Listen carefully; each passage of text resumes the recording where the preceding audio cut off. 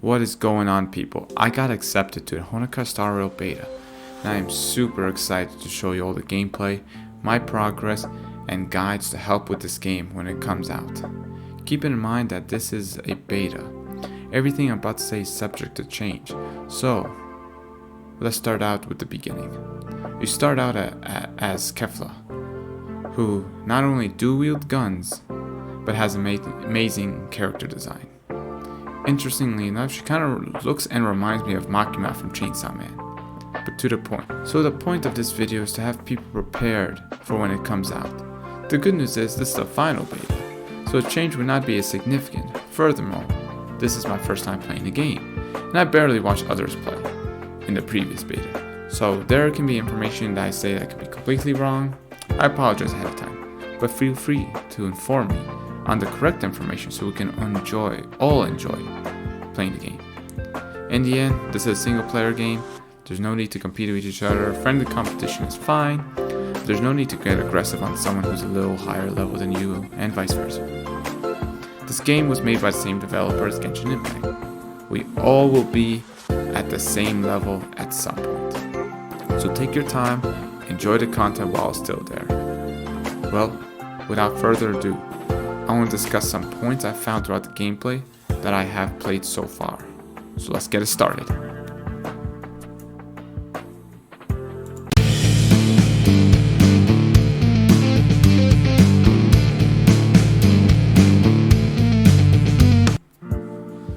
This is in no particular order. So number 1 is the energy system in this game.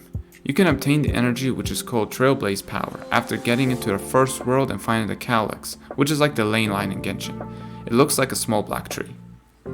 Instead of running around collecting stuff, if you want to be more time efficient, your first step is to complete the story mode mission until you get the Trailblaze Power section, and spend all your energy so you're not capped, because you start out capped. The good news is you would have already unlocked the auto feature and the speed up feature, so you could run the calyx up to 6 at a time. You can use also supporting character, which is an other player's character to assist in battle. I personally recommend using Himiko at the time during these battles because her follow-up attacks comes in clutch. Every time you breaks a shield, she attacks afterwards. It's nice. I will discuss the combat more later on. However, what you do with the energy after that is up to you. I personally would keep running that specific calyx until I get more options unlocked, which is more reason to focus on the story mode missions only until you hit a stopping point, because the Trailblaze level for the story ends at 24 and you don't get to 24 at that point. In order to continue it, you need to reach 24, so it's a hard stop, just like Genshin. Now let's talk about the energy system, how it replenishes at a specific time rate, which is 1 point per 6 minutes. It's nice because the Genshin rate is 1 point per 8 minutes, so you get energy faster, but if you're not aware, you'll get capped faster. So make sure you're checking on your energy, because most people would get capped, and getting capped early on in the game only delays your progress. Also, they give you this item called Fuel. It gives you extra energy, specifically 60. It's like the fragile system in Genshin, but in Star Rail, this will help you, the energy will help you level up your Trailblaze level.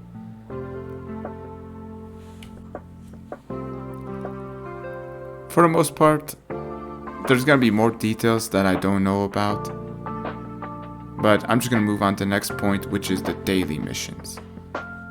Just like in Genshin, we got the 4 daily commissions. But in here, you only get 1 daily mission a day. And you get it after completing your escape from Bronya and meeting up with Natasha in the story missions. But there is still other dailies to complete called daily training. Gives you basic missions to complete, and you get rewards when completed said missions. If you don't got the time to play Star Rail that day, at least log in for the daily mission completion and use up all your Trailblaze power. And you can auto the battles for the most part, and some daily missions are connected to your energy usage. Once you reach the max activity point of 500, you get 60 stellar jades, which are the summoning items you need to pull on your favorite character or meta character, whichever you prefer, as well as level up materials and Trailblaze XP. So super important to knock those out immediately, which is emphasized why you should complete the story mission first before exploring and getting distracted with all the side missions. But to each their own. Do whatever you want to enjoy this game. Okay, now let's talk about the in-game shop. So my second favorite aspect of the game is the shop, and not because I plan to spend money on the game, is because the Undying Starlight and Embers. There aren't a lot of different aspects from the shop compared to Genshin. It is almost very similar, with the whole get 5 regular and 5 limited banner summer tickets every month at a discounted rate, using the Undying Embers. But what made it so different is that the 5-star weapons, aka the light cones and star rail, are available for purchase in the shop every month. That changes everything. Now getting a 5-star weapon on the banner is not worth it anymore when you can buy it in the shop. Unfortunately for me, I end up getting a 5-star weapon, so it kind of sucks. But I do wish Genshin would implement this at some point. I think it's a good thing. And also there's the monthly 4-star characters available. Also the leveling and talent materials to purchase if needed. Now, it's a good time to transition to my favorite aspect of the game, the summoning aspect. Unlocking the best part of the game without me rushing but skipping the dialogue took me 40 minutes to get there. You get a free 4-star character, Asta, and it unlocks the summoning part. When it comes to summoning, there are 4 banners at the start of the game. The standard discounted, the limited character, the limited weapon, and the standard permanent banner. The discounted one is important because it will only cost you 8 tickets for a 10 pull, limiting to 50 pulls, and you will get a free 5-star on your 50th pull.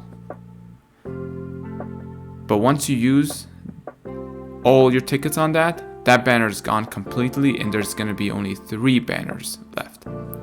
The limited banner has a drop rate of 0.6% to obtain a 5-star and 1.6% to obtain a limited 5-star when you reach 90 warps, which is the guaranteed rate.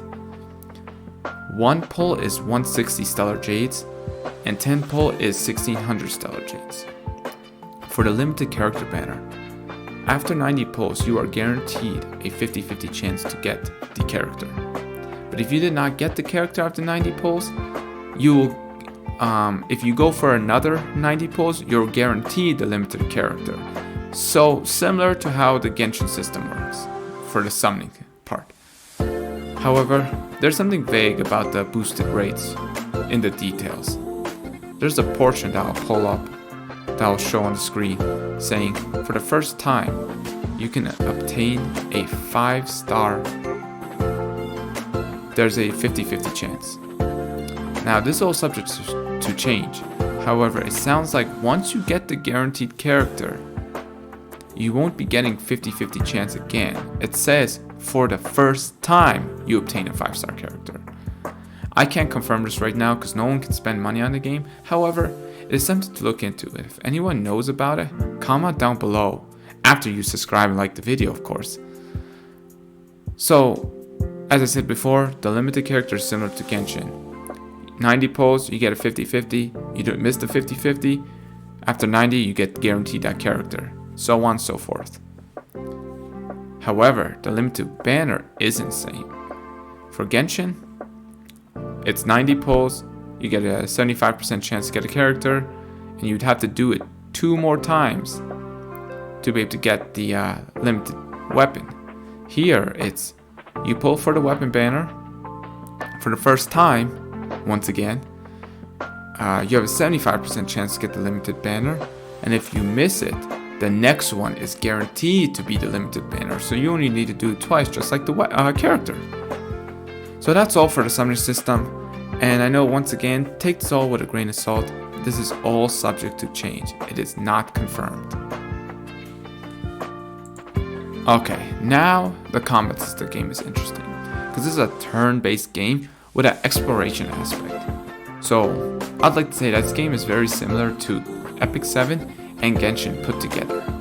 Once you unlock Herta's universal world, after beating the first world boss in the story missions, you unlock the speed up and the odd battle features, which will come in handy in future when you need to use your energy before you get capped out to collect materials. The final thing I'd like to add is the exploration aspect. The key thing about this game is everything in this world is usable. So collect, destroy, and fight everything. They drop materials that will help you in the long run. Okay, that's it about the important aspects of the game. There are some things such as assignments, synthesize, characters and their ability, but the final thing is don't rush and just enjoy the game. This game is super similar to Genshin, so when it comes to reaching the final level, which is 70, there is nothing left to keep you from playing. For myself, who has been playing Genshin for over 870 days, I know there's no point in rushing. I'll get to the final point of the game, and that'll be it. In the end, however, I plan to go ham when the game comes out. See how fast I can finish it. In the beta right now, there are players who reach already level 40, and I'm only level 27. I ain't rushing because in the beta it all resets. But when the game comes out, get ready to go ham. Final thing, like, subscribe, comment down below. I'll be making more Honaki guides as I continue to play the beta and when the game releases. I see myself playing this game along with Genshin. So thanks for watching. I'll see you next time. Peace.